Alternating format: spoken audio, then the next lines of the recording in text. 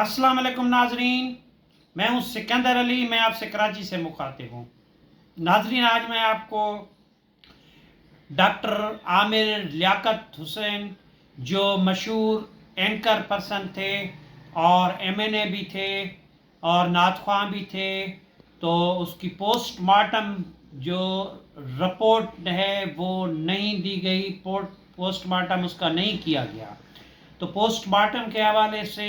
एक बहुत बड़ा फैसला आया है, उसके बारे में मैं आपको आगाही दूंगा कि डॉक्टर आमिर लियाकत हुसैन का पोस्टमार्टम क्यों ज़रूरी है, कौन ये कराना चाहता है और अदालत ने उसके पोस्टमार्टम का फैसला क्या दिया है और क्यों दिया है। तो उसके हवाले से मैं आपको आगाही देना चाहता हूँ। लेकिन उससे पहले डॉक्टर आमिर लियाकत हुसैन की जो बीवी है, तीसरी अहलिया यानी दानिया शाह, उसके मुतालिक मैं आपको बताना चाहता हूँ कि दानिया शाह ने जो है उसके ख़िलाफ़ एक दरख्वास्त दाखिल हुई है डिस्ट्रिक्ट एंड सेशन जज जनूबी की अदालत में कराची में। ये दरख्वास्त जो है उनके ख़िलाफ़ इसलिए दायर की गई है कि उनकी तीसरी बीवी जो दानिया शाह है, उन्होंने एक सोशल मीडिया पे उनकी जो वीडियोस थी वो वायरल की थी। उस वीडियोस के मुतालिक उन्होंने एक दरख्वास्त दायर की गई है आमिर जमील की जानिब से। एडवोकेट आमिर जमील जो कि एक सोशल वर्कर या समाजी तंजीम जिसको कहें, उनकी जानिब से एक दरख्वास्त दायर की है कि जो दानिया शाह है उसने पूरी दुनिया में पाकिस्तान की औरतों की इज़्ज़त मजरूह की, और दानिया शाह ने ये जो हरकत की उसकी वजह से पाकिस्तान की औरतों के शर्म जो हैं, शर्म से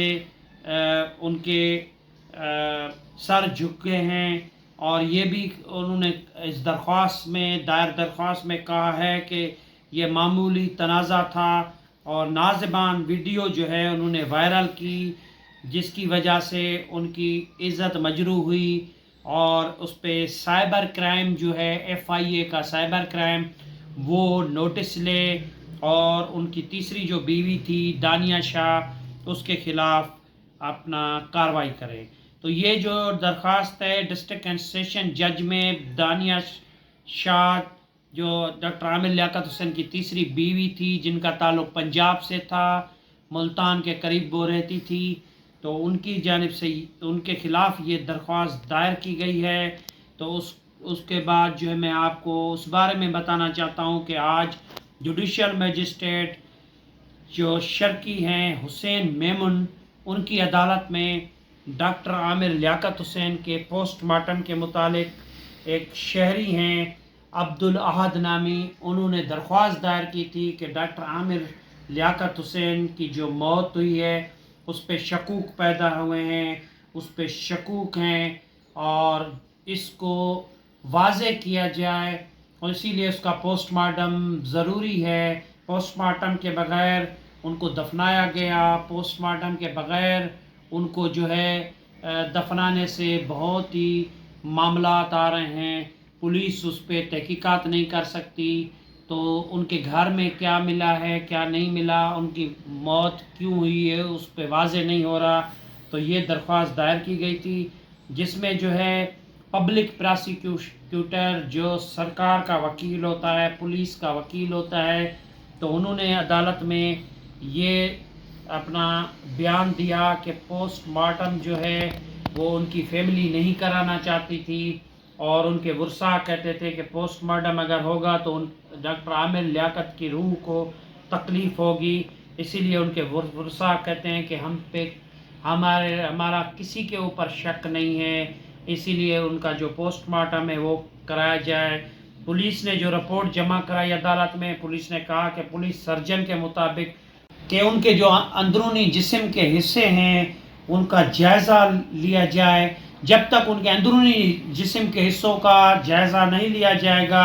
तो पुलिस ने ये रिपोर्ट की कि تب تک یہ معلوم نہیں ہو سکے گا کہ ان کی موت کیسے ہوئی، کس طرح ہوئی۔ تو پولیس نے عدالت میں یہ رپورٹ جمع کرائی۔ عدالت میں نے دونوں فریقین اور پولیس کا موقف سننے کے بعد فیصلہ محفوظ کیا۔ پھر فیصلہ دیتے ہوئے عدالت نے حکم جاری کیا کہ ڈاکٹر عامر لیاقت حسین کا پوسٹ مارٹم کرایا جائے، اور درخواست گزار عبدالاحد جو تھا ان کی درخواست عدالت نے منظور کر لی ہے، اور ڈاکٹر عامر حسین کا جو اینکر پرسن بھی ہوتے تھے تو ان کا اپنا پوسٹ مارٹم جو ہے وہ کرانے کے عدالت نے احکامات جاری کر دیے ہیں۔ ناظرین، اب یہ پتہ چلے گا کہ ڈاکٹر عامر حسین کی موت کس وجہ سے ہوئی۔ ڈاکٹر جب اس کا وہ بورڈ بیٹھے گا اور بورڈ جو ہے وہ پوسٹ مارٹم کرے گا تو پوسٹ مارٹم کی رپورٹ آئے گی تو وہ بتائیں گے کہ ان کا موت کیسے ہوا۔ تو ناظرین، جن دوستوں نے ہمارا یہ چینل سبسکرائب نہیں کیا وہ سبسکرائب کریں، لائک کریں اور بیل آئیکن ضرور دبائیں تاکہ آگے جو جانکاری ہو آپ کو ملے۔ اور اس چینل کو میں کیسے بہتر کر سکتا ہوں، کیسے بہترین کر سکتا ہوں، اس کے لیے بھی آپ کمنٹس دیں، آگے میں آپ کو آگاہی دیتا رہوں گا۔ تو آپ کا شکریہ۔